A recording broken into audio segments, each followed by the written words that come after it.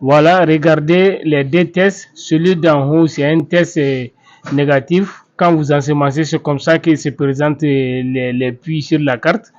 Et en bas, c'est un test positif. Lorsque vous incubez à 24 heures, voici comment se présente quand ce puits-là devient positif. Maintenant, on va vous expliquer. Regardez l'ONPG de façon quand vous l'ensemencez, c'est clair. Quand c'est positif, ça devient jaune. ADH, c'est jaune. Quand c'est positif, ça devient rouge. LDC, c'est jaune lorsque vous l'ensemencez, mais quand c'est positif, ça devient orangé. Et ODC aussi, c'est jaune lorsque vous l'ensemencez. Quand c'est positif, ça devient un peu rougeâtre. Le citrate, lorsque vous l'ensemencez, c'est jaune. Mais quand c'est positif, ça devient bleuté. Les H2S, quand vous l'ensemencez, c'est transparent, c'est clair. Mais quand c'est positif, ça devient noir. Iré, c'est jaune. Mais quand c'est positif, ça devient rose.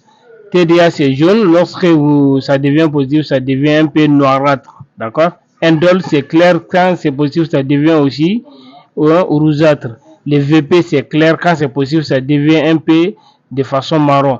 Pour ces puits-là, regardez en haut, tout est bleu. Maintenant, quand ça change de couleur, tout devient jaune. Seulement, au niveau du glucose, là-bas, c'est clair. Quand c'est négatif, il y a un trait seulement. Maintenant, quand c'est positif, ça devient noirâtre.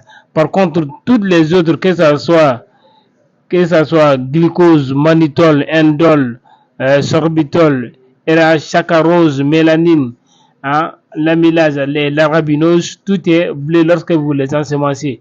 Mais quand c'est positif, ça devient de façon, et regardez comment elles sont, ça devient de couleur jaune, souvent jaune verdâtre, que vous pouvez remarquer ici.